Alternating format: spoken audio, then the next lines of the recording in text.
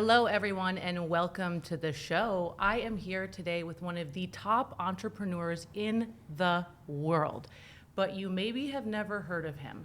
And why is that? Is because he spent the last probably couple decades of his life actually building companies, building and exiting over 90 companies. Eddie Wilson is with us on the show today, and I am so blessed to have this conversation with him alongside of my husband, Jake Havron. So Eddie, welcome to the show. Thank you so much. I'm very glad to be here. We're pumped to have you here, my man. This is the first time we are doing a three-way podcast interview. It's exciting. Because we were fighting over you. Yeah, cool. I appreciate that.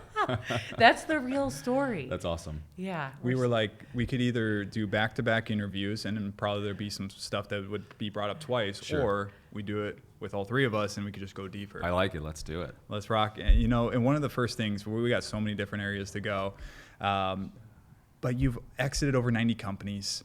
And I'm sure you've talked about this many times, right? We're going to go into faith and business ideas and all that. But your first exit, take us back there, because that's usually probably the most unfamiliar. Then it becomes clockwork. Tell us about just where you were, what that was like. Let us know about that. Sure. So my first exit wasn't actually a company. It was a television program that I sold to Fox, and still signed a non-compete. I still can't even talk about it. It's one of those things that's it was my whole identity back then, but I sold it, had some capital, and built an advertising agency from that. And then the advertising agency was my first exit. The crazy part about that one is I didn't intentionally exit that company. It was actually a very, very difficult time where I had somebody who was lending capital, who was a huge competitor that I didn't know they were competing with me. They came to a closing table for some money that I needed to do some massive national ad buys. I needed about $30 million. They were sourcing the capital, and when they kind of disclosed everything, we sat down that day and they said, hey, we're not lending you the money, we're actually going to buy your company. I said, you're not buying my company. I'm intentionally building this to sell in 2 years. And they said, well, we know you've overextended yourself. We're not giving you the money you think you're going to get. This is the terms you're going to get. So you're either going to take this path or you're going to lose everything. And I would have, because I'd already overextended myself with full expectation of this closing happening, right? Like I'm praying, I hope this thing happens, signing contracts. And worst nightmare kind of came true. And they ended up giving me 24 hours to make a choice, which was either try to live through it or sell my company. Oh, they were gracious giving you so much time. They were gracious. Very, very difficult. But the fascinating part about that story was I had 24 hours to think about it. And what I thought about in the 24 hours wasn't the money, it wasn't what I was losing, it was the fact that I had wrapped my entire identity in my 20s to this company. It was who I was. Oh, wow. And it wasn't about selling the company or the money, it was about well, what do I do? And who will I be known as? And what about all these employees? And all of these things that I really was more concerned about than the money. And so I had a choice to make, and the choice, all traumas don't lead to roadblocks, they actually lead to forks in the road, right? Where based on how you process that trauma, you either create a limiting belief about yourself, a ceiling, or it propels you to the next opportunity. And I decided that in that 24 hours that I was going to do what I knew to do, and that was to make the next right choice, and that the right choice was to sell the company. And then to get really honest and clear with why I was in the position I was in, right? Ego wanted to come out and say, well, I'm the best. That's why, this is me. They're going to fail if they try to take this company from me and all these things. But I realized there were a lot smarter people at that table than I was, and that I had been taken advantage of and had no idea it was coming. And I sold the company, decided I would never get taken advantage of in that area again. I'd become the best at understanding how to grow and build companies in a way that served the mission that I was on. And instead of letting it sink in and kind of beating my chest and going trying to prove my worth, I decided oh, they are better than me. And there's a pathway for me to actually become as good as them.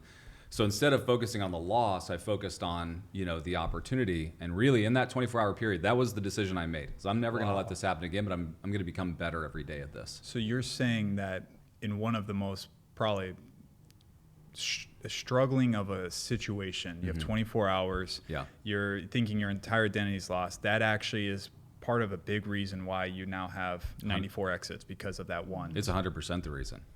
And if you actually, you go back to those moments of trauma, I lost 2 siblings growing up. So there's 4 of us, me, my sister who passed away when I was younger, my brother who passed away when I was older, and then my youngest brother. And so my youngest brother and I are still living. And obviously, right? Yeah. And so my parents, with such incredible emotional intelligence when I was younger, helped me process trauma in the right way. Wow. You think about like what they went through losing children, but then actually was so impactful in my life, and I'm so grateful for it, was my mom constantly would talk to me about gratitude. Like there is a way to be grateful for the situation you're in. What if instead of us looking at the loss of Rebecca, we began to focus on like all the good times we had? Like, can you, when I would cry and I would struggle, she would say, hey, tell me 2 things that you loved about your sister. Like, tell me about a memory. And so those memories that are just locked into my brain today, from 3, 4, 5 years old, because my mom would constantly rehearse those like moments of gratitude. Yeah. And it was those moments that really got me to a place where I could shortcut that process of like, hey, loss doesn't have to be loss. Loss can be opportunity. And so grateful for parents that had emotional intelligence enough to help me process loss, because now every loss, every betrayal, every frustrating moment, you get the chance to make a choice. And they helped me make that choice early that's really served me well in this life. Absolutely. That's so beautiful. Extreme resilience as well. Because a lot of times as entrepreneurs, like something bad happens, someone cheats, someone steals, you lose something. It takes you down for weeks, months. Some people never get over it. They never do. And so obviously the way you were raised has helped build that emotional fortitude that has given you the strength to build these companies, because so much of it is mindset, it's right? All mindset. It's all mindset? So you learned this young. Did you grow up in the Midwest? I did. I grew up in Ohio. Ohio. Yeah. Okay, I'm from Minnesota. Yeah, okay. Love that. Yeah, I went to the Ohio State University. Okay. And for my undergraduate, but yeah, good Midwestern values for sure. Was your parents entrepreneurs? My father is an entrepreneur, has had multiple businesses. My mother is also uniquely an entrepreneur and has had her own businesses. And so they've both started businesses. And again, it's a lot of this is osmosis. It's like, yes, they taught me some things intentionally, but some things I just naturally grabbed because of the journey they were on. Wow. Yeah. So was your dad like, hey, you should get into business? No, my dad was just a really, really hard worker, and was very intentional with his time. And there's some really great lessons that he taught me. One is he would say constantly, like, if time is your most valuable asset, then why don't you spend more time managing your time than managing your money? Stop looking at your bank account, go look at your calendar. And he would beat that into me, not literally beat it, but just like that constant source, right?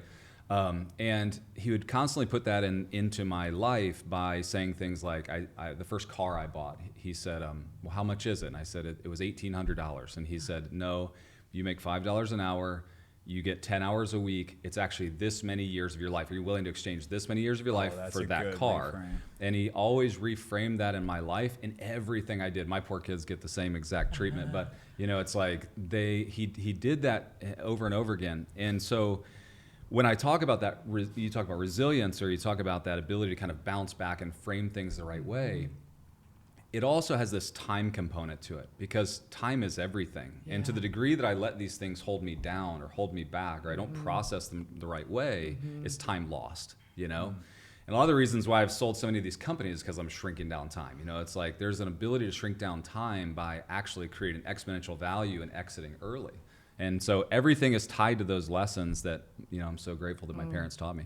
That's so cool. And you have a formula for this, right? I do, yeah. Can you expand on this formula? Sure. Do you have a book on it? The book is coming out soon. It's been written. It's sitting there. I've talked to all these publishers. We're going to keep you accountable now. If there's one thing we could do, it's that. I have 2 books that are out, but the last book, the one on building empires, is really the one that's just kind of waiting to be released. Why are you waiting on that? I went down this path of a big publisher who wanted to publish it for me, and then after I went through it, I thought, and all the things they wanted me to put into it, I just thought, this isn't authentically me, Right. So I rewrote the manuscript. Now I believe I'm going to self-publish it this year. So. Awesome. So share the formula. On Yeah, so there's lots of formulas. I think everything in life is a formula. But if you look at kind of the time value of money, for me, the first business I sold was the ad agency. And that day, as I was processing in that 24-hour time period, I began to start thinking about what would it look like if I just gave in and exited. And one of the benefits that came out of that was they were giving me an 8 multiple on my EBITDA, right? So just one of those, multiples, or one of those equations they use. And what I began to think about is I actually get 8 years back of my life. I was going to build this for 2 more years. And so whether or not I built it to the degree I wanted to, I essentially was going to invest 2 years of my life to get where I wanted to go. They were actually willing to give me 8 years of my life back at the same amount, right? So in 8 times, earnings, that's what I would have earned if I just would have stayed in that business. Well, I was grinding. I was putting in 13, 14, 15 hours a day. And I began to think about what could I do with my life if that 13 or 14 hours a day were to come back to me and all the money for the next 8 years. And when I sold, that's when I really started diving deep into more nonprofit and purpose stuff, because then I realized if I could shrink down these things that take so much of my life and exit early, I could take, instead of waiting till I'm 50 or 60 or 70 to make impact on the world, I could create these businesses, shrink that time down, and then go, give it back. And so there's a lot of equations I use, but the big equation that I'm constantly using is looking at how to shrink down the time period that it takes, right? So one of the big pieces that Malcolm Gladwell talks about is that it takes 10,000 hours to become an expert at anything. That's essentially 7 years of your life at 40 hours a week. When I was young, I realized that is what it took to become successful. So if I could actually shrink down that time, then I could actually get to success and expert status faster. There's a couple of ways to do that, right? One is just put more hours in than anybody else. When everybody else is watching Netflix at nighttime, be learning, right? That's right. You can do it by hiring mentors and talking to people that have already been there. That shrinks down time. And then lastly, build something of exponential value where you are significant but not relevant, right? I try to become irrelevant in my business as soon as I possibly can, because what happens is when I exit my business, if I'm the most relevant character in that business, they're going to demand that I stay. Oh, that's a tough pill to swallow, right? That right there. But significance is important. I want to have impact in my business. I want the people, my employees, the people around me, my customers, to realize that I do have value. That's the significance part. But I want to be irrelevant. If I have to walk out tomorrow, the business is still just as successful without me. Right. And so all of those kind of pieces play, and really creating, that exit strategy that I have with almost every single business that I have, to shrink down time so I can take that amount of money and go make greater impact in the world. So cool. Yeah. So I know what you're thinking. Oh, What do you say to someone that has I a was personal, literally thinking that personal too. brand? Personal brands are the hardest thing, because personal brands, I believe, are the catalyst for something greater. I think if you get stuck in the personal brand as your only revenue source, then you're going to always be bound to that machine, right? However, if you can take that personal brand, you can exponentially increase the output, other products, services, things you can attach that you can, create impact with other people. Personal brands create community. You have followers. You have followers. And you can take that personal brand, and then you can service the need of the community, right? Then you can insert products or services with that community, serve them, and then you don't have to be the central cog in that wheel. Yeah, so good. Yeah. I love that. Yeah, it's powerful. So for someone that maybe has a personal brand, maybe they only have 1 to 3 employees, or even just maybe virtual assistants. Right. They might be almost trying to tune out because they're like, there's no way I could relate with this. Exiting companies, getting 8 years back. But how would this be relevant to someone that's in that position? Sure. I think the relevant part is I was asked 3 things that every time I was looking at selling a business, due diligence. And the 3 things they asked were, number 1, what's your IP? What do you do differently, right, that anybody else does? And that could just be your audience. It could be the way you do things, the way you look at life, technology, whatever it is. What do you do differently? Kevin O'Leary often says in Shark Tank, he'll say, why should I pay you $1 million for a percentage of your company when I go take 500,000 and just recreate what you have? Because they have no IP, there's no differentiator. Yeah. But every time I sat at a table doing due diligence, they would ask me about that IP, right? Next, they would ask me about my finances, right? Like, we need to be good stewards of what we have and what God has given us. And so it's so important to not overextend ourselves, because value of companies are always tied to dollars, right? Or potential dollars. And so be a good steward of that company. So if they're sitting there as a personal brand and they've got 1 or 2 employees, make sure that they take a percentage of that dollar and they're investing. They're creating more opportunity. They're not just overextending themselves all the time. And then lastly, an operating system. There has to be a way that you do stuff, or you do things that are consistent, so that in that consistency, someone else can do it the same. If you are the central, it goes back to that part of that point of irrelevance. If you are the relevant cog in that wheel, then it is so difficult to ever walk away or step away or retire. There's a really fascinating story about Walt Disney, and he was the ultimate personal brand. His everything he had was built on his name. And he decided that he would create the character Mickey Mouse so that he could transfer all credibility to an inanimate object so that he would have the chance to exit his business. So cool. See about the brilliance of that. Like, I'm going to create a character that can, the concept of Disney can live within it so that I can essentially walk away. And so good. It's a fascinating case study if you want to talk about like how to separate yourself out of that environment. And one more question on basically being able to make those operating systems. So same person, few employees, few EAs. What would be some recommendations on that? Like, how do they do that without a full complex company? Yeah, an operating system. So I created one. It's called Empire, right? And that's how I run all of my businesses. And we have about 3,000 companies globally that run on Empire. Most of the people that run an Empire are not 100-person businesses. They're 3 and 4 and 5 employees. It's a dashboard and a way and a system of how you do business. How to know, what KPIs am I measuring? How do I monetize those KPIs? And what are my structures? And maybe a few process maps on how you do things so that they're consistently done over and over again. You can put someone else in to do it. You can plug and play, next man up. And it's just a system and a way of doing business that allows you to just systemize it so it can be done over and over again, and you find productivity and efficiency inside of it. And is that something that people can currently access if they Sure. want Yeah, to? if you go to Empire OM, that stands for operating model, empireom.com. And by the way, there's a lot of operating systems out there. There's EOS, there's Traction, there's Scaling Up, there's Six Sigma. Like, a lot of operating systems have been created.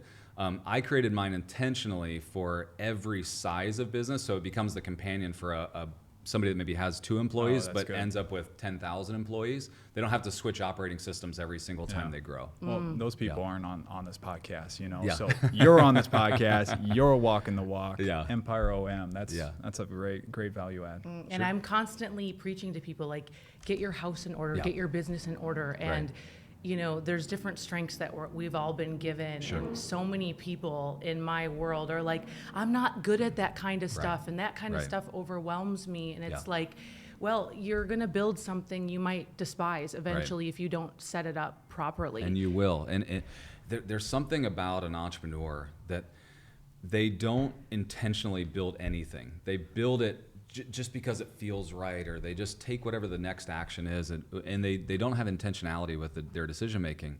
And so what they do, like, for instance, the next hire that every entrepreneur makes is one that looks just like them. It's like, well, how do you make your business better if you're just going to rehire yourself, which is your strengths and your liabilities, in the next person? They never hire the person that complements them. They hire the same person because they think, well, I've got this business here. That person has the same qualities that I have. I'll just hire that person and we'll do more. It actually just causes more problems, Yeah.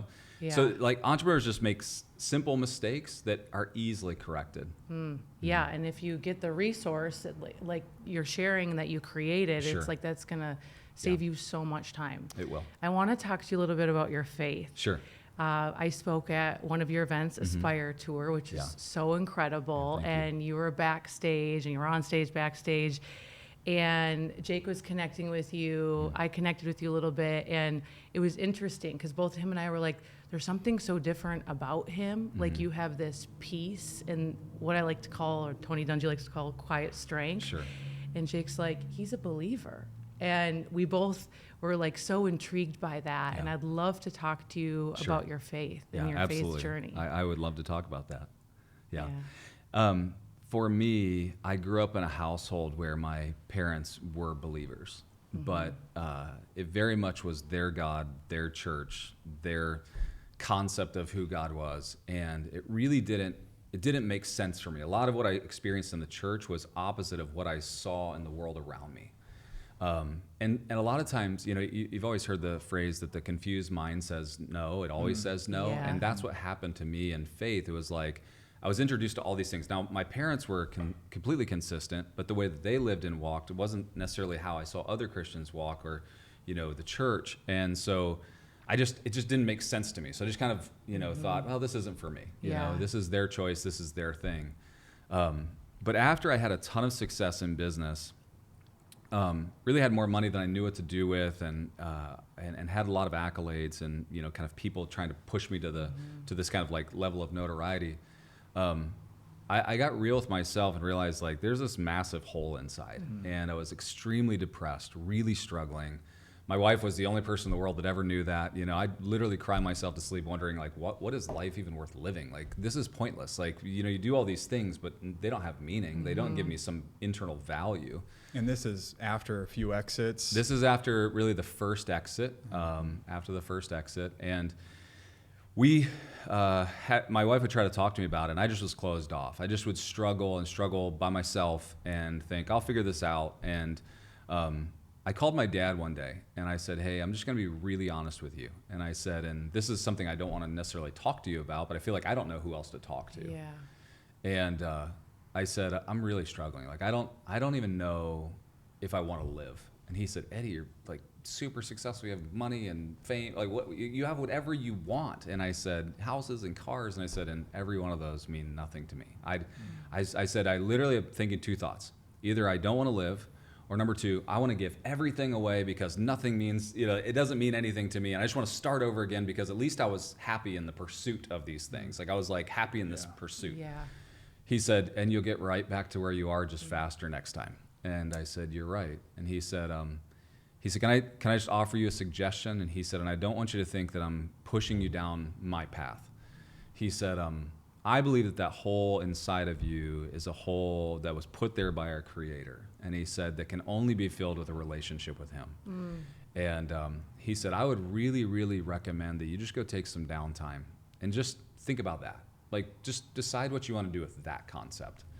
And he said, if you were created, he said, if you believe that you were created, and he said, and the Creator wants a relationship with you, and everything you need was created by that Creator, then why wouldn't you at least explore a relationship with that Creator? And I said, is that even possible? And he said, it is possible. He said, I believe it's possible. He said, but I want you to find out for yourself. And my dad pushed me at a level that I hadn't been pushed, that theology concept was really outside of my purview. Right. And I did what I think everybody should have the time in life to do, is I went and sat on the beach for about a month, and every morning I got up and I started reading my Bible for really the first time in a very long time. I started praying. I didn't even know how to pray. I would just talk out loud. Yeah. And it was just raw. And I thought, well, if you created me, then you're going to have to live with everything I have to say, because you put it inside of me and I don't know what to do with it. And I would say the most absurd things. And what I found was a very loving God and a loving Creator that was very different than what my experience was in the very beginning. And it was life-changing. How'd you find that? How'd you find that love? Yeah. So reading Scripture, it was like words and phrases were just jumping off the page at me. I always felt like Christianity and the church was a set of rules. And it was like, if you follow these rules, you check the boxes, then you get blessings. Yeah. And if you don't follow these rules, then you don't get blessings. And one of the things I constantly saw in the world around me was like, wait a minute, this guy over here is doing a bunch of bad stuff and he has blessings. Right. So this doesn't even make sense. Right. And I began to I was reading the book of Romans, and which has become my favorite book. And there's this passage in there that talks about like we're no longer under this condemnation, right? Like that what Jesus did for us opened up the opportunity to remove this like penalty of sin and all of this, and create this opportunity for me to have a relationship with the God of the universe. And when I read that, I just remember like melting, thinking that's what I want more than anything. Yeah. You know, like that Yeah. that was that piece, and I knew it. Like the moment I Yeah. read it, I was like, that's what's missing right there. Like that, I know that's it. And when I explored that, it was like something came to life in me. Right now, the Bible talks about being quickened with the Spirit, and it was just like that was what was happening in those moments. It was like it was coming to this place of faith and understanding cool. and belief. Yeah. And it opened a lot of doors for me, and it changed my life. It really changed my life in a way that I still struggle, years later to describe. Yeah, that's so Where beautiful. do you feel like you would be right now if you didn't have that conversation with your dad, Yeah. didn't sit on the beach for a month? Yeah. Where would you be?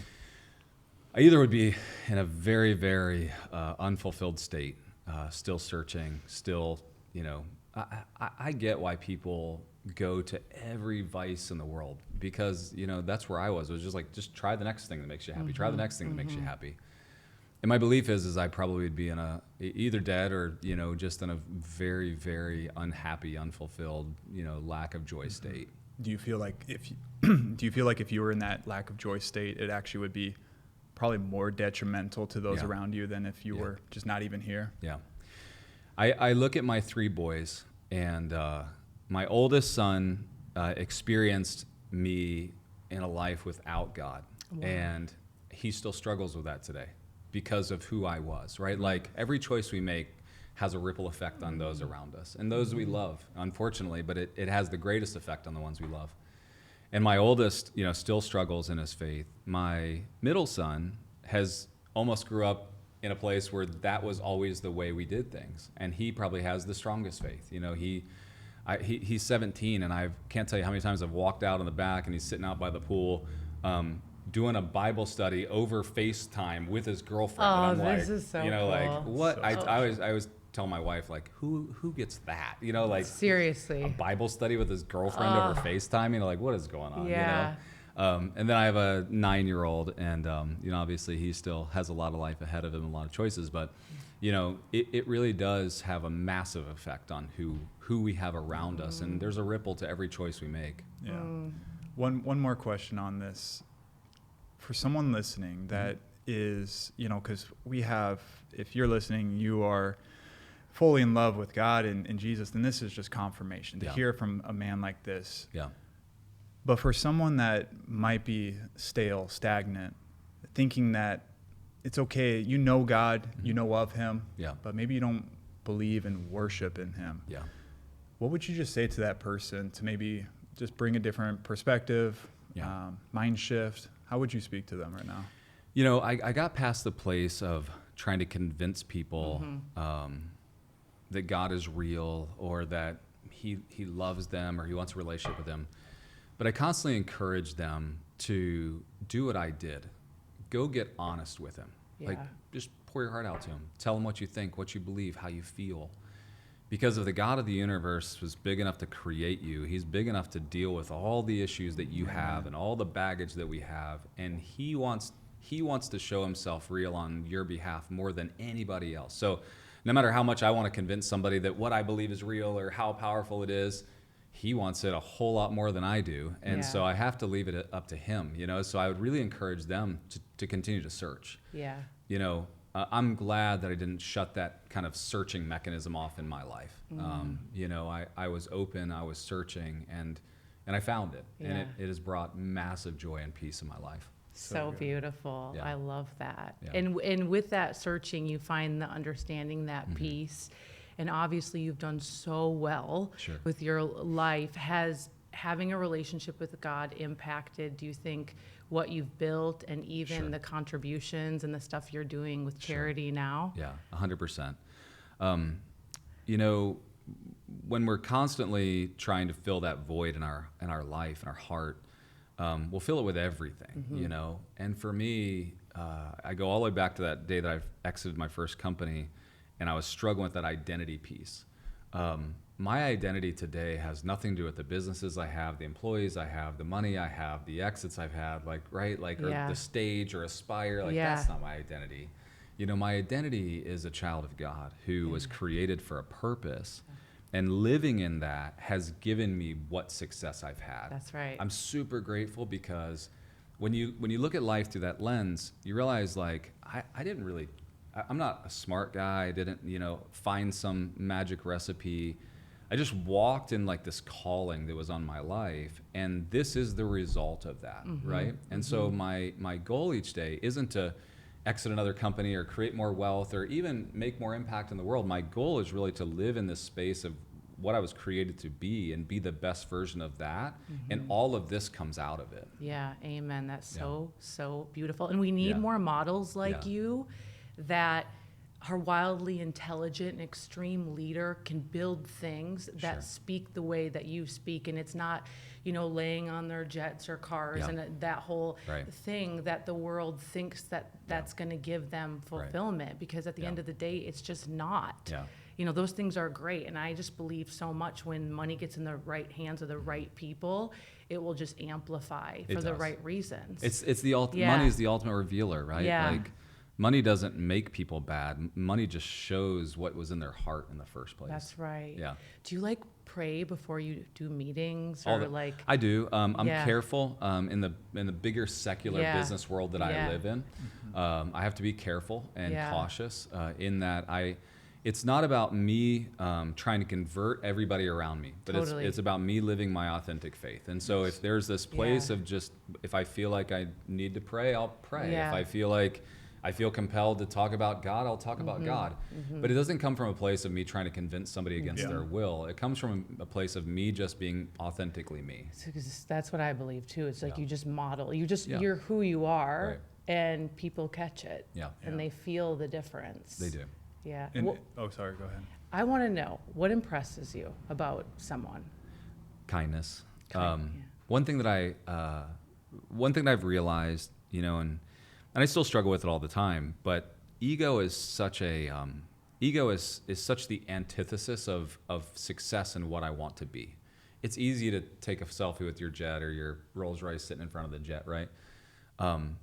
But taking a picture with an orphan or something like that, some person that needs impact in their life, makes all the difference in the world. And for me, I constantly resisting ego. And so when I find somebody that has like extreme kindness, like Jake, the first time, you talked to me, I was talking to Alex, who books all of our Yeah, speakers and she's stuff like that. awesome. And the way that I described you was he's very kind. And she was like, "Oh, that's Thank you. awesome." I said, "No, like genuinely kind. Like I just felt it, And to me, that is what impresses me more than anything. Like somebody who has everything in the world, and they have humility, and they have success, but yet they don't flaunt it. They have opportunity, but yet they still find it time to reach down to someone else. Like that kindness, it's the world. The world needs it so bad. They just need people that are kind and love, and that to me is the most impressive thing. It's beautiful. I don't expect you to be a philosopher over here, but if you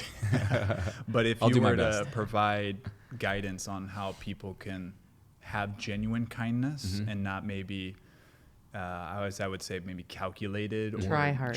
hard. Like, what's just some Yeah. insight on that? The way that I process that is every day I try to have a real open conversation with myself. And what I tell myself every day is, Eddie, what you believe about you is always not true. What I believe my ceiling is, not true. What I believe about, what I believe about myself, I'm actually a greater version of what I believe about myself, right? Like that nasty negative self-talk. And I think if we'll get really honest with ourselves, most people, just that bravado, like wanting to feel better than someone else, will prevent them from ever being kind to someone else, right? And I think if we have there are still some really bad things about Eddie that I have to be honest with Eddie about, right? And there's some really great things about Eddie that I have to be honest with Eddie about, right? And getting real with myself allows me to put myself in a position where I realize, like, I really don't have anything better or more to offer than anyone else. And it puts me in the right position and framework to just be kind, And I think that it's in understanding who we are and being okay with it allows us to extend kindness, because we all have to realize that there are areas of lack in our own lives. And if there are, then someone has to be kind and gracious to me in that area. Yeah. Yeah, that's good. And for those that are listening, first of all, that compliment is very kind. Actually, it hit me in a different way, just because I felt that genuine compliment from you. Yeah. For those that are listening, when Emily was speaking at the Aspire Tour, I was backstage with her, and I didn't even know who you were. I seen of you, and I just wanted to connect, Sure. right? And so something that was really cool, though, is because Emily had this feeling he's different, but we didn't know you were a believer. I was just having a normal conversation with you, really interested in that. And, I always like to get a pulse of where people's beliefs are, but I don't want to be Sure. too premature in asking that.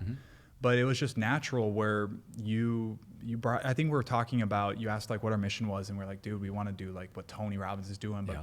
bring the Holy Spirit in. Yeah. And then you positively responded to that, and that's Right. when then I was able to ask, like, are you a man of faith? Yeah. And that when you said yes, that just completely changed the whole dynamic. Sure.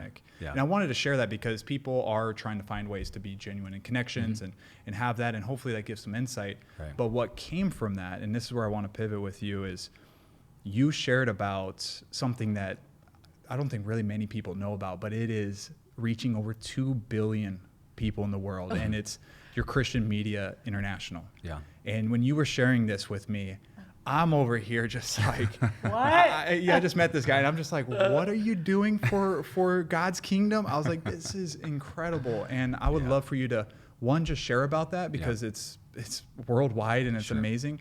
But two is I want to dive deeper on that territory of building a media company in the kingdom and how, there's probably been attacks and different Sure. trials. So share about that, please, because Yeah, it's special. CMI really was and has been my heart for the better part of 10 years. We started in 2013. And it really came from somebody who provoked me and said, well, what was the biggest change in your life? And I said, well, it was when God came into my life, like when I recognized who he was, and it changed everything. And he said, well, what are you doing to help others get there? And I thought, well, very little, like I talk to people about it, I'm open with my faith. And I had this whole background in television broadcast and had the TV studios and everything. And I got to a place in 2013 where it was just complete surrender. So I went from a place of just like relationship to like, hey, if you are the creator of the universe, and I believe wholeheartedly you are, then what am I doing guiding my life? Like, it's time for you to guide it. It's time for you to really take control. And so we had a real strong conversation about that. And I really got to a place of complete surrender where I just said, you know what, like you have to know better than I do. So what am I doing steering this thing, And so I told him whatever I had, whatever he'd given me, I'd use it for his glory. And the thought came into my head at that point that I really had all these connections and relationships around the world in international media.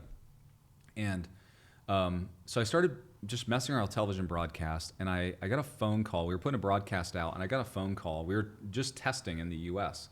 And I got a call from a guy who came through Columbus, Ohio, who was in a hotel room, and we literally put our office number on there just to see if anybody would respond. And my secretary came in and she said, hey, Eddie, she said, there's this guy on there. He's foreign of some kind. He wants to talk to whoever's responsible for this broadcast. And I thought, oh, great, he's mad at me, because we would buy our way onto secular TV. Like I wasn't always like trying to put it into like faith channels. Like, it was more like, I want to buy secular TV, put a really strong message out there and see who responds to it. And this Indian man, he gets on the phone and he said, my name's Israel Velagu. He said, you don't know me. He said, but I was watching that broadcast, and he said, and something just spoke to me. And he said, I knew I had to call. And I said, okay, well, what can I do for you? He said, my grandfather, he said, was a preacher in India, and he was killed for his faith. He was martyred for his faith. And he said, I own the largest broadcast company in the country of India. He was like, and I'm doing nothing for God. And he said, my grandfather was killed for his faith. He said, and I'm squandering my opportunity. He said, would you ever consider just building a program to like go on my my channel, my television channel? I said, well, I don't know how to do international stuff, but sure, like we'll try it. We have a studio, we'll build it. And so he said, well, I have to go get governmental, in India, everything goes to the government. They had to approve. He said, if I get approval, then let's do it. Well, we called a week later, and he said, hey, I got it approved. I'm ready to go. Way, he said, dude. I'm going to take gosh. 30% of all my programming. Let's make it faith-based in some kind. He's like, I want education. I want to teach on marriages and family and whatever you can build. And I said, well, what language? He said, I don't know, Hindi or Telugu. And I'm like, okay, well, that's my first problem. I don't have someone that can actually build these programs. And we began that's where we began. And now we're in 108 countries later. We actually have 15 studios, big TV studios around the world. Wow. We produce about 72,000 hours of content annually. Oh my gosh. And the goal is really for us to really tell the story of how Christ has impacted our lives to other people, for them to have the chance to hear it once in their lifetime, in our lifetime, and in their language, And so we've got our sights set on kind of the top 100 languages. We broadcast in 41 of them right now. So cool. We have So cool. and I think we're the only faith-based program that airs on Al Jazeera TV every single day. We buy our way onto all these crazy networks. I think we're the only faith-based program that airs in Iran every day, where it's completely illegal. Right. China, we air every day. I mean, like it's wild, the doors that God has opened up. And that conversation with that guy was when? What year? 2013. Wow. One person. One person. It's just, let that sink in real quick. Yeah. Like, you were just following your mission. Yeah. Your God calling. You'd had no idea it'd be even this. One person believed in it and had their mission be a potential to be answered as well. Yes. And look at what that came. And like, It's not wild. ever discredit yourself and what you're doing. Like right now, you listening, like one person could change it all. That is such a testament. It's about being faithful, faithful to that calling, faithful to those belief systems that we have. And you're so right. Like, so many people, they're ready to quit right now, and they don't realize like that guy is in tomorrow's, in the order of tomorrow, and it's like, and I've had so many crazy stories. I was on a plane one time flying from Nashville to Omaha, Nebraska, and I sit down and my Bible is tucked in my bag, and a guy sits right next to me on the plane. And he said, and he elbows me in a Russian accent, says, "Are you a Christian?" And I was like, "Yeah, I am." And it was like so like in your face. And I was like, I am. He goes, "I thought that was a Bible in there." And I said, "Yeah." And I looked at that's a Bible in there, And he was like, "Can we talk about that?" And I was like, Oh my gosh. "Sure." He goes, I just became a believer last week." And he goes, "I've got so many questions." And I was like, Oh my gosh. Okay, I guess we're doing this, Yeah. And he said, "Yeah, I own a whole television broadcast. We cover all of Russia and all of Ukraine." Stop, and I go, dude. he's No like, "Do you know way. anybody that literally just like does like Christian programming?" I was like, "Well, yeah, Stop. I do." Yeah, like Divine appointment. crazy stories. Oh Yeah. my gosh. Yeah. That is But it's so just cool. about following God's plan for your life and Yeah. being faithful to it. It being faithful, and Yeah. even sometimes when you don't feel like it. Yeah. And it's that obedience factor. It is. That's like what I'm doing right now in so many facets. It's Sure. like, it's not by choice. Right. Like, it's not Emily going, "I want to do this." Right. It's those quiet moments. It is seeking understanding of like, Yeah. okay, I hear you loud and clear. Right. Like, I need to move forward. It's your And it's your mandate. your like, mandate. That was from Yeah. your Tim Story interview, Yeah. right? Like, you Yeah. have a mandate on your life. Yeah. People have a mandate. If you know it or not, that doesn't mean you don't have it. You just got to reveal it. Yeah. And you have such a mandate. And babe. this is when you live that way, I don't have many days where it's like, oh, I'm not going to do anything today. Right. I'm feeling down. Sure. I feel like it's selfish to be that It way. is, yeah. And when we live by our feelings only, Right. we're going to get nothing done and serve no one. So good. Are you driven by service? 100%. Yeah, 100%. To me, I don't know if there's a greater feeling than serving someone else. We started CMI, but then we, recently in the past couple of years, started another nonprofit called Impact Others. Because the more I went around the world, the more I saw people who could not serve themselves, like the horrible circumstances. And so we got deep into feeding centers and education and orphanages and clean water projects. And then we've recently been building sustainable businesses around the world. And they're really becoming this ecosystem, this almost like Christian ecosystem, because it's like if you can take the least of these, if you can actually give them opportunity, then you can help educate them. It's like, it's amazing what they can do. But there's a huge joy in serving others. Huge joy. Yeah. I was 30. I felt like you on the beach for the month. Yeah. Driving a Bentley, couple Right. houses, whatever. Yeah. Felt like rock bottom. Like, Yeah. what is all this worth? Yeah. Literally, I remember pulling over on the side of the road, just being like, I don't feel anything. And what made you get to that point?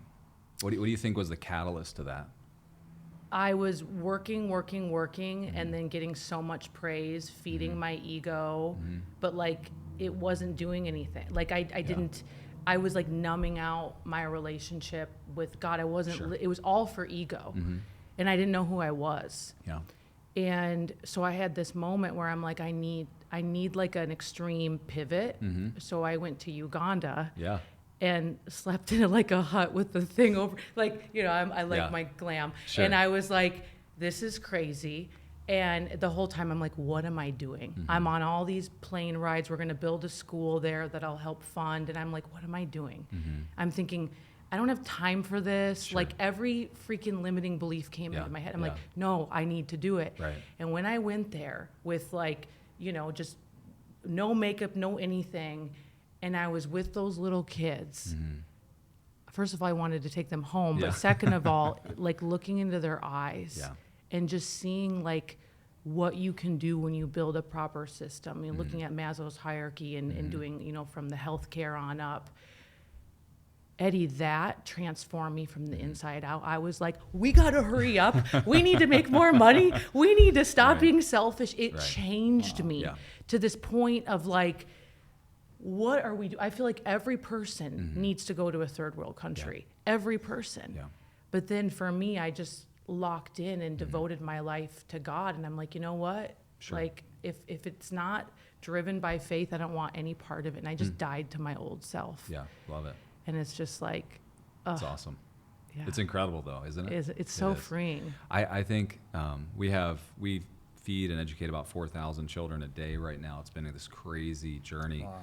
But I got to tell you, there's something about holding an orphan who's rarely felt love in their life.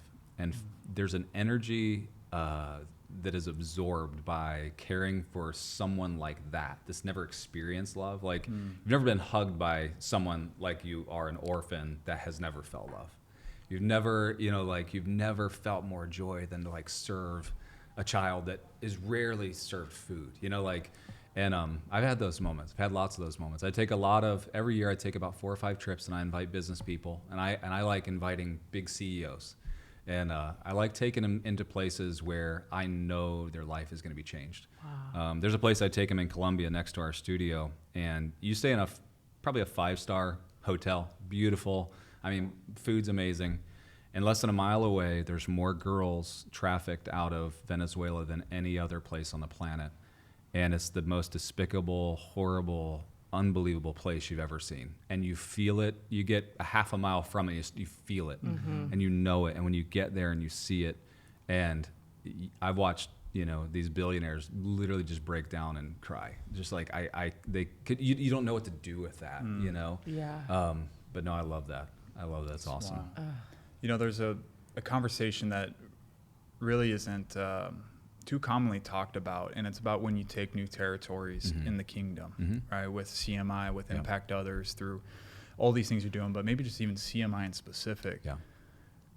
Is there a specific situation or story that has come up when you started to expand? You've had whether spiritual attacks or people trying to break you down, that maybe if you're open to sharing, but also to give light to people that maybe are feeling something like that right now. Yeah, literally dozens and dozens of stories like that. When you try to go into a place where darkness has claimed it for decades, centuries, you're in for a fight. And I think that it's impacted a lot of areas of my own life that I'm still processing.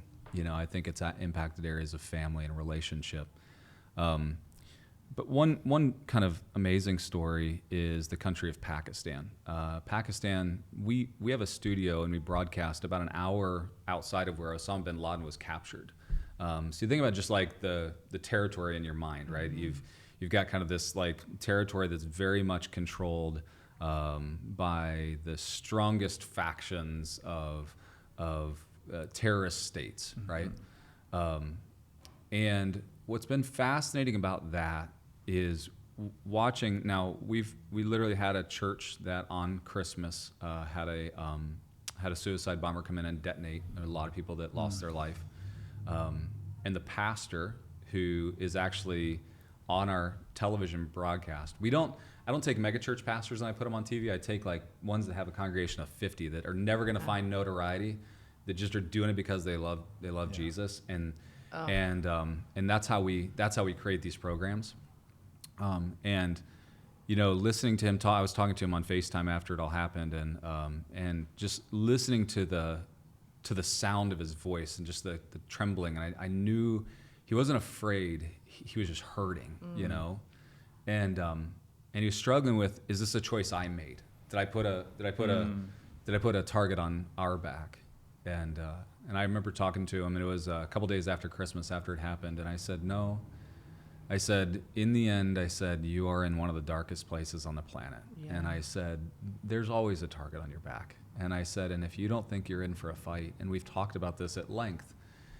And I remember the words he said that night. He said, Eddie, here's where I am. He said, if they're willing to kill me for their faith, I'm willing to die for mine. And that was the words he said. And I put that all over our walls at our studios. I mean, because to me, it was like one of those profound moments where he said, there's something more valuable in this life than just my life. Yeah.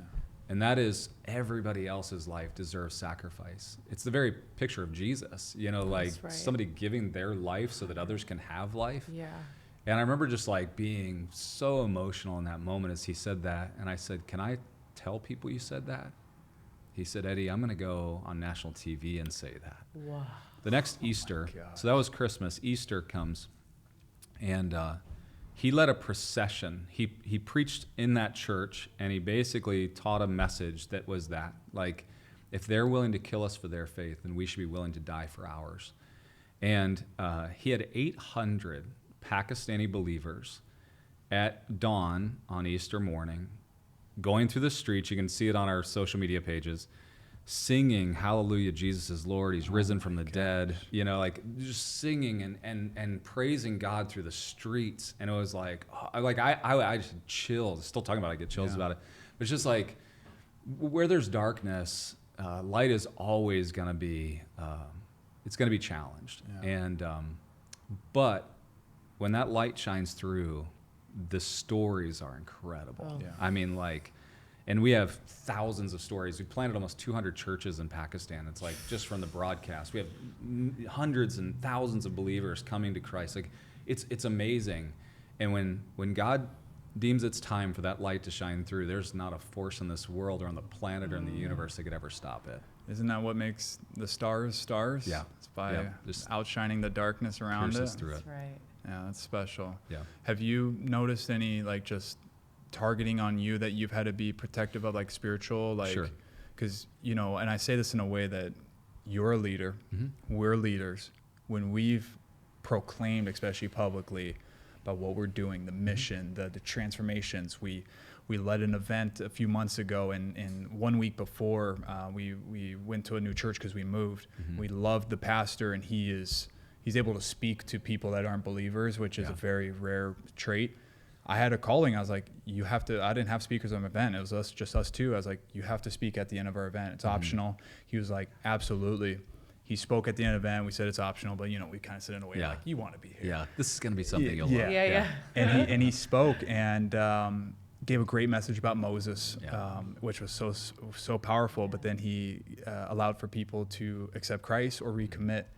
And we, had 200 or so people in the audience, and 27 people gave their life. Yeah. That's awesome. And not only did they do that, there was a lot of people that were hurting in there that we could feel it. And we asked if they could stay a little longer to pray over people individually. And so I announced that. And he's like, yeah, of course. He had church the next morning. It was a Saturday night. And he was staying until 10 at night. Wow. And the moment I announced, I couldn't even finish my sentence. And there was a line of 50 people. Just lines. Yeah. Bawling their eyes out, crying. Yeah. We found out some people were almost suicidal, darkness, depression. Bankruptcy, one of them. So the reason I share that is because when we took that bold step, that was the first time we've done that at an event. That opened up new doors, but it also opened up doors of attack. Yeah. And so for people that are maybe listening to this, just have you experienced that? How did you, or how do you overcome that? How do you protect yourself? Yeah, no doubt. And even the choice I made 3 years ago to allow my story to be told and to begin to come on shows like yours and go on stages, that was a very intentional choice. And in that choice, I made that choice that I would, if I was going to take a stage, if I was going to proclaim what God had done in my life, I wasn't going to leave him out of it. Yeah. And that has served me well, but it also brings a lot of opposition. I don't know why. Other than it's just, I think, biblical in the sense it's like, but so many people are hurting, and I think they point to so many things of why they hurt. And I have to go back and point out that, like, man and men, we do hurt people. We're fallible. Like we make wrong choices. Like we do things that, are detrimental, but God doesn't. Like, God is love. At his core, he is love. Like, there is no hurt coming from God. If there's been someone that's hurt, it's because it's man's representation of God. Yeah. And what I constantly do is I get a lot of opposition. I'll get people that'll say things. I'll naturally get DMs from a show like this, from even people that are investors in my companies or employees, whatever. And the thing is I constantly just go back to this place of I'm sorry for how poorly man has represented God, because we are such a poor representation of God. And if your experience with God is represented by some person, you're missing the God of the universe, because he's so much greater, right? Yeah. And I constantly point it to a place of positivity and who God is, versus dealing with this, like, I'll most people will attack me and say, well, you whatever, like they'll find a million things to poke at you about. And to me, I just go back, my identity is not all those things you're talking about. I don't need to defend myself, who I am is a child of God. He created me. I'm on this earth for a purpose, and I just can't let all that stuff hit me. I need to keep pushing forward and help them understand that while I'm an ambassador for Christ, I'm sometimes the worst representation of it. And even sitting here, I'm a horrible representation of God, right? Like, because he's infinite. Like, we all are. I'm fallible, right? Like, and so my words could never be eloquent enough. The feeling I could evoke is never going to be great enough.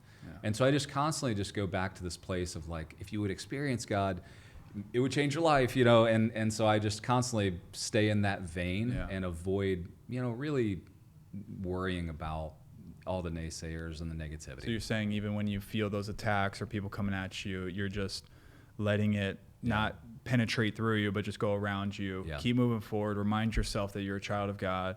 I'm sure still staying diligent in your prayer, praying over yourself, your family. Absolutely. Staying in the Word. That's one thing that's strong for us, is when we feel that nothing's going to protect you more than reading the Word. Is that what? Yeah, 100%. 100% agree. Yeah, I mean, there's some fundamentals to that for sure.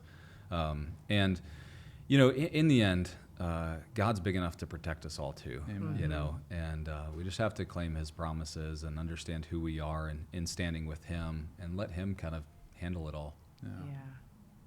I love that. You're just, like, fearlessly obedient. I try to be. It's so good. And you live your life by example. And, I get asked so much about, like, personal brand and this and that. And I say it all the time. I'm like, I don't care who you are, what you built, what you do. I'm like, the best thing you can do is give value and wisdom of what you learn through experience, but also be honest and vulnerable. Sure. And I believe the best personal brands oscillate between the two. And that's what the world wants to hear. They want a human leader, teach me something. And Eddie, that's what you're doing. I'm trying. There's such and I feel bad for everybody out there trying to build brands, because there's such an auspice. There's such a down pressure from the world to be something, fit in this mold. Right. So we talked about it before we got on the podcast. It's like, when I decided 3 years ago I would kind of, like, be open with my story, the first thing I did was I watched everybody else's being open with their story, and it was all chest beating and pictures with their jets and stuff. And I was like, I don't think I could do that, and that was what prevented me from ever doing it in the first place, because I didn't know if I could just be authentic and if people would hear the story. You just really, I want to interject on that. Sure. That's actually really cool.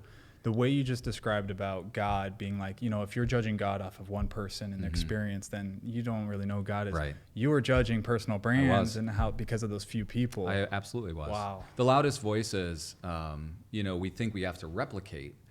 And there's room for every voice. Like, that's the part that I was missing, is like, no, there was 30 guys out there beating their chests. Like, where were the guys that were like, the quiet leaders, the ones that are like, I'm just going to be quiet, but I'm going to make a massive impact in this world. Which when you talk about your 3 steps for companies and it's the IP, Yeah. that's your unique proposition. That's your Yeah. it factor. Yeah, it is. That's your it factor. And I think everyone has an it factor. They right? do.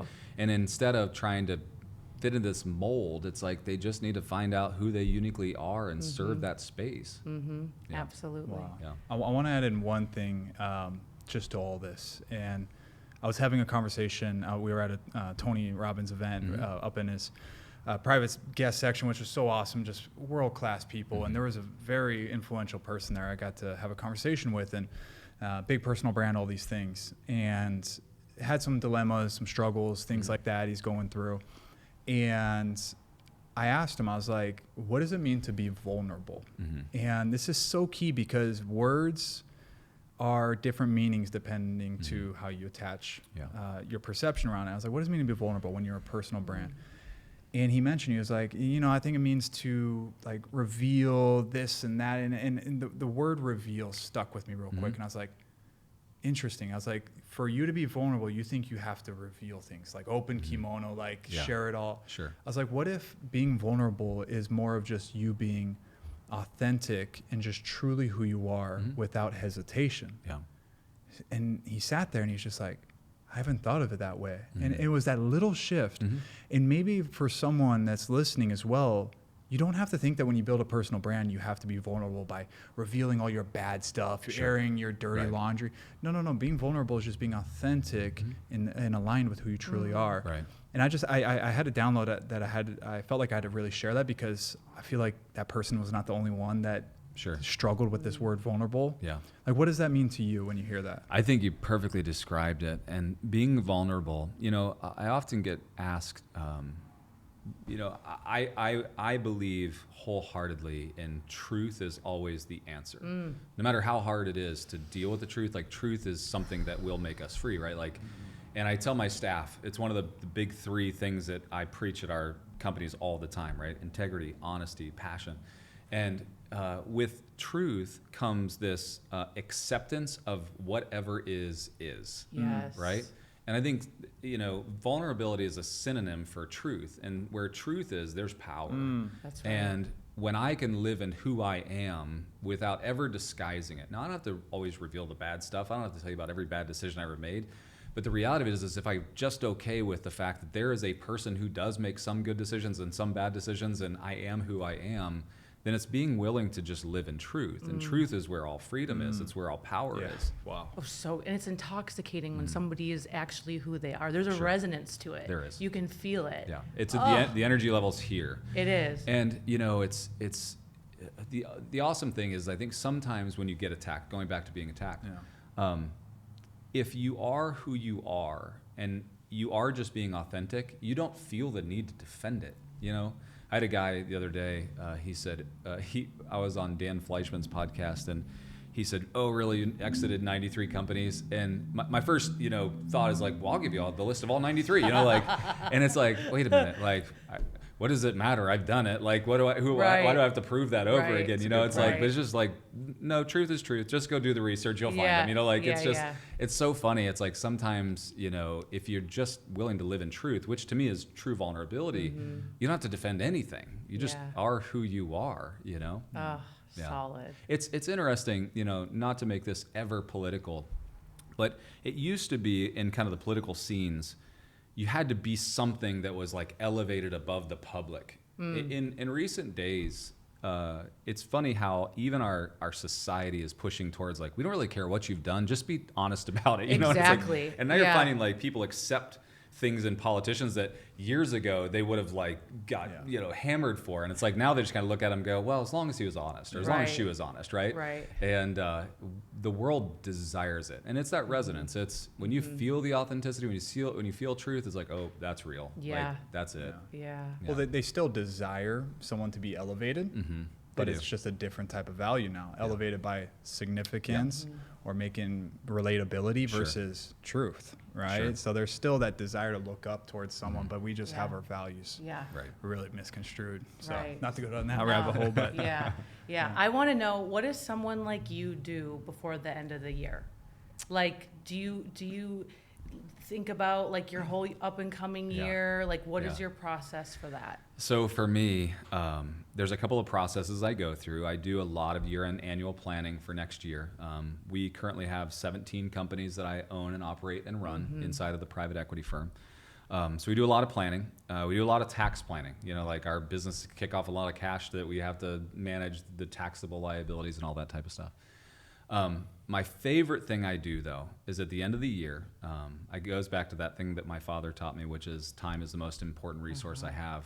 I track everything I do. There's a little app on my phone called Toggle, and I toggle everything. And so, like, I make sure that, like, she's like, write that down. She's pointing over. Yeah. Like, all right. I was going to be like, Toggle. yeah. We'll And toggle. so, but I'll toggle everything I do. And so then my CFO and I will have a long conversation about what I call my active income production.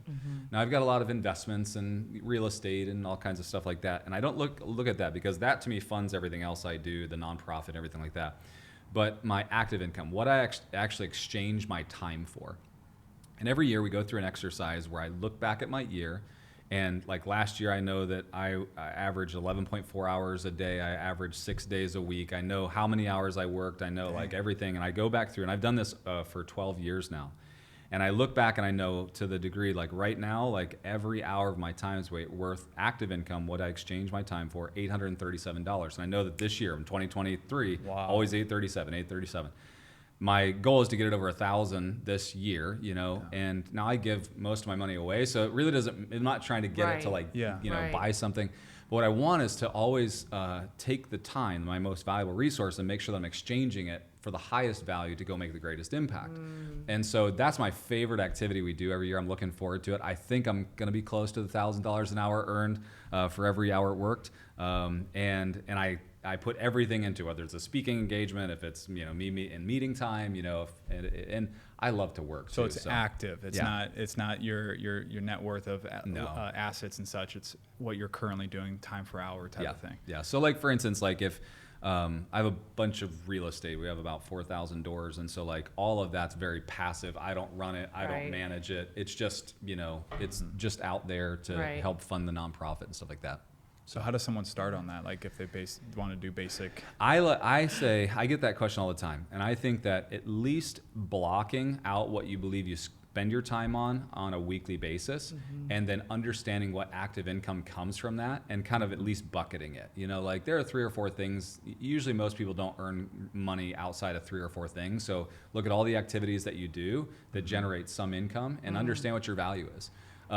It helps too with your mental state as you begin to do more work. It's like, for me, I know that every hour that somebody asks me for a meeting, that cost me $837. You know, it's like, man, this is a costly interview here right now. It is. But I say this, you know, quit majoring in minor activities. Yeah, right. And, you know, our buddy Tim Story and I, like, he's such a good friend / mentor to me. And he's like, you can't say yes to everything anymore. Yeah. He's like, we have to protect you. Yeah. He's coming in as Papa Bear. He's like, stop. You have to. And I'm like, I feel that because it's not even just, it's energy. Yeah. It's energy cost as well. Yeah. Like, do you feel that? Are you 100%. an introvert? Are you an extrovert? Or So what are I'm an introvert. Yeah. I actually do not get energy from people. If I stand on stage at Aspire, you'll find me backstage kind of by myself for a little while. Yeah, same. It takes the energy from me. Now, I don't mind doing anything if it's going to serve a purpose or there's a means to an end, right? Like if it's going to serve a purpose, I'm all in. And so I had to get to a place mentally at Aspire that it actually served a purpose for me to be on stage before I could actually make myself go do it. Wow. You know? So when you're like trying to make a decision and your assistant comes to you and whatever, is there a process that Eddie goes through in his head to ask, like, walk me through that for a second? When you have 17 companies and lots of investments and lots of people that kind of, you know, report up to you. And 3 gorgeous boys. 3 amazing humans that call me dad. That's the hardest thing, is managing and making sure that you're leaving time for what's important in your life. And so there are some sacred moments, but we manage everything. And one great thing that my dad did for me was my dad worked from sun up to sundown. He was building his business. He was grinding. When I was younger, he had nothing, and then he finally made it later in life. And one thing that my dad did was he always said to me, tell me what's important for me to be at. I can't be at every basketball game, every football game, every baseball game. Tell me which ones you want me there for. And he always showed up for the ones I needed him there. And that made it an indelible difference in my life, because I realized, like, my dad's chasing his dreams, which gave me the passion and the desire to chase my own dreams. But yet he also was present in those moments I needed him to be present in. I can never look back on this like important moment in my life and think like, was my dad there? No, he was there, you know. But was he there? Was he out working 10, 12, 15 hours a day? Yeah, absolutely. Was he traveling and doing everything he could to make his businesses work? Yeah, absolutely. And so for me, it's about prioritization, you know. And my son, he's a senior this year, and I ask him, which games are most important? You know, we had the same conversation. And am I going to make it to all of his games? No. I'm going to make it to probably half of them his senior year. But I'm going to be at the ones that are important to him. I'm going to make sure that I'm there. And we, you know, Emma and I went through and we marked it all off, and no travel on those days. So I start with family first and make sure that they're priority. The second thing is I make sure that I architect my life in a way that I'm there in the places where I'm most significant, not relevant. If you have to have me in the business, I've made a wrong choice along the way, and we're going to architect myself back out of it, right? Like, because I want to exponentially increase my you know, influence. And so I'm constantly looking at that, and that's a conversation we're constantly having in my office is like, okay, why do they need me there? Do they want me there? Can I contribute, or do they need me? If they need me, we need to have a different conversation, re-architect this thing. So we're constantly going through a prioritization matrix. Yeah. What do you think? So that last part was really profound, because I found that where sometimes you are in a meeting and you shouldn't be there, right? And so the tough thing is the conversation of how to tell those people, hey, like, because for example, it's a half-hour meeting, 10 minutes in, you realize you shouldn't be there. Some people are just so afraid to step out because they don't want to hurt feelings, but that's 20 minutes. Imagine if that's multiple times a week. So what would you say to someone that maybe is in that situation? They're in these weekly meetings or whatnot that they shouldn't be in. If we have a healthy respect for our own time and others' times, then we should be able to have that conversation all the time. Now, I have a fantastic EA. She crushes it. She does a great job. I can't tell you how many times I've sat in a meeting and I was sitting there going, you know what? My time would be better served somewhere else. And I'll tell her, hey, could you sit here and make sure you take notes on anything that's needed for me, right? Or if she's not available, I just designate someone. Hey, you take notes on my behalf. I'm going to go do something else. I'm not completely relevant to this meeting. Make sure that you take notes if there's any points that I need to take care of, and get to them afterwards. The other thing too is I very much believe in Parkinson's law, which is like, to the degree that we ever allow something to happen, we'll fill that entire time period. So instead of when Emma sets up meetings for me, she doesn't say, do you need a half hour, an hour, 30? She usually says, hey, I'm going to get you on a schedule for 15 minutes. And most people are like, 15 minutes? How am I going to do everything I need to do in 15 minutes? What's amazing is they always get done everything they need to in 15 minutes that normally would take somebody else a half hour. Again, it's about shrinking that time down. And so most meetings, if you go through a typical corporate meeting, they start off like this. So how's your day? And you know, how did the Rams do, or whatever. And for 2 minutes, 3 minutes, 5 minutes, you're getting warmed up. And then we slowly get into it, or there's agendas or whatever. Most people come into my meetings full on sprint, right? It's like, okay. And they say this all the time. Like, I'll get them on a Zoom call and they'll say, okay, so I only have 15 minutes. So I'm going to jump right into it. It's like, okay, that's what I want, right? Like, I love relationships. I want to build it. But in the end, it's like, I could typically do double what everyone else can do in a day, because I'm very, very cautious with my time. Oh, this is that's like so big money good. Energy right Yeah, there. I started instead of 30-minute blocks, I'm like 15. Yeah. And this chick was like, kept emailing my team like, I need more time, I need more. And they're like, no, that's all you get. So we got on, and she was like, okay, we only have 15 minutes. And because same thing, I cannot stand it. I'm like, let's go. Right. And you have to have that urgency. You do. Yeah. Otherwise, you're going to get nothing done. What you're talking about with Tim's story, it's like the ability to say no is the most important ability that you have, you know. And if you can't say no, then get somebody else to say no for you, you know. If you can't do it, then get a gatekeeper. But yeah, I do the same thing, 15-minute meetings. And I always tell the person, if we run over and there's a need for more time, I'll give you another 15, you know, like later, you know. But it's not that I'm stingy with it. I just want to make sure that it's truncated. We've gone so many different routes here, but we literally skipped over the reason why we're here is because of Aspire Tour. Oh yeah. And I think it's so important because of the vision of what you've done. It's going to be inspirational for the listener here. But also, you guys are basically nationwide, so I'm sure they could attend one of your events. Sure. We found you because of Aspire Tour. You took on this vision. I would love for you to share, like, with this, like, where do you see this going? Like, share a little bit about Aspire Tour and where do you see this going? Because your vision is something that inspires us. Sure. I know a leader listening to us right now is inspired by that. Even if they're not at that level, they could still do it in some way. Like, share about the Aspire Tour. Yeah, the Aspire Tour was actually the vision of my business partner, Andrew Cordell. He had spent a lot of time on stages around the world, and I love building community and serving community. To me, the greatest businesses I've ever built were having a community and serving the community. So the 86 that I had up until 2019, most of them were tied to different communities that I had. And Andrew convinced me that there's this world of entrepreneurs out there that have more of a positive searching mindset than a negative mindset. Yeah. And he said they all want a place to like gather, find inspiration, and the next step. He said, well, let's do one event. We decided to try one in Dallas, Texas this past year, earlier in the year.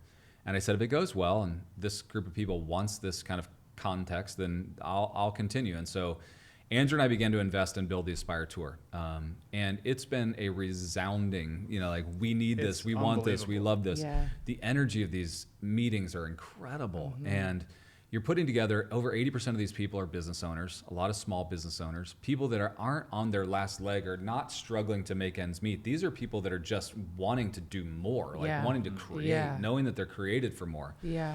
And now there's this crazy community. Like we were just in Houston, Texas the other day, and biggest event we've ever put on. We sold out again, and this guy comes up to me and he said, Eddie, he said, I'm so glad I get to see you again. And I was like, again? He goes, yeah, this is my 4th Aspire. And I'm like, are you traveling around the country? He was like, yes. He was like, it's awesome. And we found more and more people just like kind of traveling with us, How does that make you personally feel? Well, it makes me feel great because the mission behind this is really a selfless mission to try to get them to go to the next level. Really without even an understanding of how we'll truly monetize it later on. But this community, we'll kind of look at this community to determine what they need and serve them. And it's been pretty incredible. The amount of just DMs and messages about people that they've had some crazy experience has been incredible. Yeah. And the energy's been fantastic. It's so cool because you have like a different lineup of speakers, and when you are an entrepreneur, like you need that energy, right? And then you can catch a nugget here or there. The networking and like attracts like. So because of the lineup, because of who you guys are, it attracts all these like-minded people that then they can network. And I just think it's so wildly important. And because of like the pandemic and things shifting and everything online, people want to be at these events. They do. Like it's game changer. Yeah. So Okay, this good. is my selfish question for you. Yeah. I think she's the best human in the entire world. But you guys had her speak on your stage. Yeah, she was fantastic. What did you see? And you don't have to just share the real rawness. What did you see? Like, what made you say yes to her when you wanted to put her on your stage? We've got a good friend, Tim Story, and if Tim says it, I take stock in it. And we were kind of looking for female speakers. It's really difficult to find female speakers, especially that can speak business or brand, that are authentic. And I can't tell you how many we went through and just watched, like, okay, and it was like, nope, veto, Yeah. And we watched one of your podcast episodes and I was like, okay, she seems real. Well, Alex, who books all of our talent, had a conversation with Tim Story about you, and he said, Emily's the real deal. Like, she's awesome. Wow. And he said, what you see is actually what you will get. Her heart will come out on stage. And to me, that's what I want, because I want equality on the stage. I want every race. I want every gender. That's it's like, right. I want somebody sitting in the stage that's an aspiring entrepreneur, or somebody that's sitting there trying to look for something, to find someone on stage to go, oh, I identify with them. So I'm trying to be very selective and make sure it's very, very diverse. Yeah. So trying to find women that will stand up and speak is tough. Yeah. Because many of them love to speak inside of their own kind of world. Like if it's a women's event, you can find women speakers like crazy. When I tell them, hey, so over 65, 70% are going to be males, then it's just like, I don't know. I don't know if I'm interested in doing that, you know? And the thing is it's like, but still 35, 40% are women sitting out there that all they ever get to hear is a male speaking about these concepts. Like, at what point are we going to have women stand up and do this, you know? So We've had some amazing women speakers, but it's harder to find. It's harder to find than you would think, for sure. But you did fantastic. Thank you. The audience definitely resonated. Thank you. Yeah, I know. Did you know she would speak so much about just kind of like faith type beforehand? I did not. No. And it was a blessing to me because so few people are willing to share that. And to me, because it's who I am, I don't always get to share that when I want to, you know, but to bring someone else in, it's why I've had Tim Tebow come speak at multiple events, and it's because I love Tim's message, you know, like I love him as an authentic human being, you know. But no, I didn't, but I was very, very grateful. You know, Tim's story always does. You did, obviously. We've had a few, but yeah, it was amazing. I appreciate you sharing that because you know we have aspiring speakers as well. So to hear that insight of what you're looking for is very helpful. Yeah. And you did mention there was some no's of like you see certain things. Do you mind just giving a couple tips to a speaker on what you avoid? The way that we look at Aspire, the way we kind of like judge whether or not we'll have somebody on the stage or not right now. And we've got, I think, 14 events planned for next year, and we're going like big stadiums now, and you know, going bigger. And it's like, but what we look at is number one, they need to have some sort of an audience or a following, right? It's really hard to just put someone who has no audience up on a stage because you don't know how well they're going to. They could be the most authentic, amazing, you know, content, but then you put them on a stage that large, and it's tough to carry a stage that large and hold their attention and engage them. Number two, they need a track record of some success in what they're teaching.